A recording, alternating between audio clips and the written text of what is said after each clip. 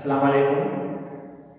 आइए तेज़ाब और असास का इर्तिकाज़ या महलूल का इर्तिकाज़ किसे कहते हैं इसकी मालूमात हासिल करते हैं। इसके लिए हम एक छोटा सा डेमोन्स्ट्रेशन या मुज़ाहरा करते हैं। इस मुज़ाहरे के लिए जो चीज़ें ज़रूरी है वह है हमारे पास पैमाइशी उस्तवाना, मेज़रिंग सिलेंडर, 2 बीकर, पानी और एक लीमू जिसको 20 से बराबर 2 हिस्सों में तकसीम किया गया है। पहले बीकर में पैमाइशी उस्तवाने की मदद से हम 10 मिलीलीटर पानी लेते हैं जो पहले बीकर में डालेंगे। दूसरे बीकर में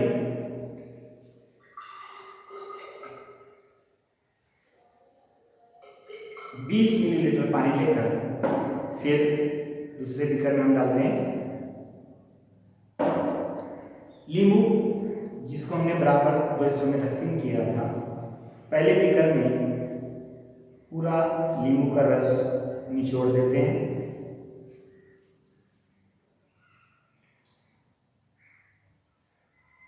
इसी तरीके से आधा हिस्सा लीमू का दूसरे बीकर में मुकम्मल तौर पर निचोड़ देते हैं।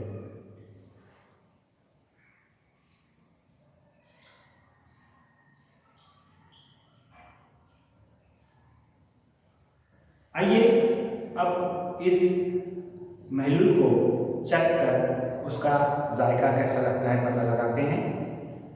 पहले बीकर का महलूल मैंने चखा, इसी तरीके से दूसरे महलूल का भी मैंने मज़ा लिया। क्या आप बता सकते हैं कि इन दोनों में कौन से बीकर का महलूल ज़्यादा खट्टा लगेगा? जी हाँ, पहले बीकर का महलूल का जायका ज़्यादा तुर्श या खट्टा होगा। इसकी वजह यह है कि इसमें हमने 10 मिलीलीटर पानी लिया था जिसे मुहल्लिल कहते हैं और उसमें हमने लीमू का आधा हिस्सा या आधा लीमू निचोड़ा। तो यह मुहल्लिल की मिक़दार कम है, इसलिए इस महलूल का जायका ज़्यादा खट्टा होगा। इसी तरीके से दूसरे बीकर में हमने 20 मिलीलीटर पानी लिया था। इस महलूल में जो मुहल्लिल है, महलूल बनाने वाले वास्ते को मुहल्लिल कहते हैं, यानी पानी की मिक़दार ज़्यादा थी, 20 मिलीलीटर थी, इसलिए इस महलूल का जायका कम खट्टा होगा। यानी बीकर जो पहला बीकर है इसके महलूल का इर्तिकाज़ ज़्यादा है या ये मुर्तकिज़ महलूल है। मुर्तकिज़ महलूल उस महलूल को कहते हैं जिसमें मुनहिल ज़्यादा मिक़दार में हलिल हो। और इस महलूल का जो मामला है वो हल्काया मामला है क्योंकि इसमें मुहल्लिल की मिक़दार ज़्यादा है। अज़ीज़ तलबा, तेज़ाब और असास के इर्तिकाज़ या महलूल के इर्तिकाज़ की आइए दूसरी मिसाल हम देखते हैं। उसके लिए भी हम एक छोटी सी सरगर्मी या डेमोन्स्ट्रेशन या मुज़ाहरा करते हैं। फिर हमारे पास पैमाइशी उस्तवाना है। इस पैमाइशी उस्तवाने की मदद से हम दोनों बीकर में 20-20 मिलीलीटर पानी डालेंगे। ये आप देख सकते हैं 20 मिलीलीटर पानी।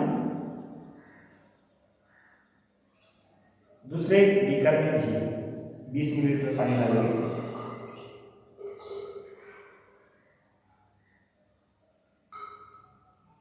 ये 20 मिलीलीटर पानी।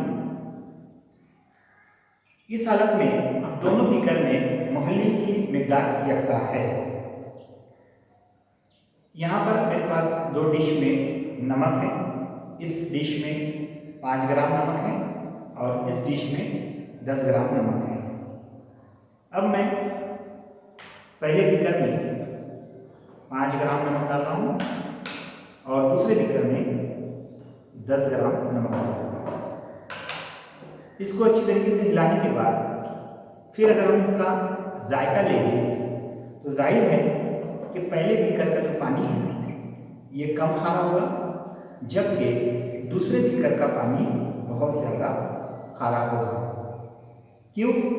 क्योंकि दोनों बीकर में मोहलिल की मिकदार तो यकसा थी, लेकिन मुनहिल यानी हल होने वाले शय की मिकदार ज़्यादा है, अलग अलग है।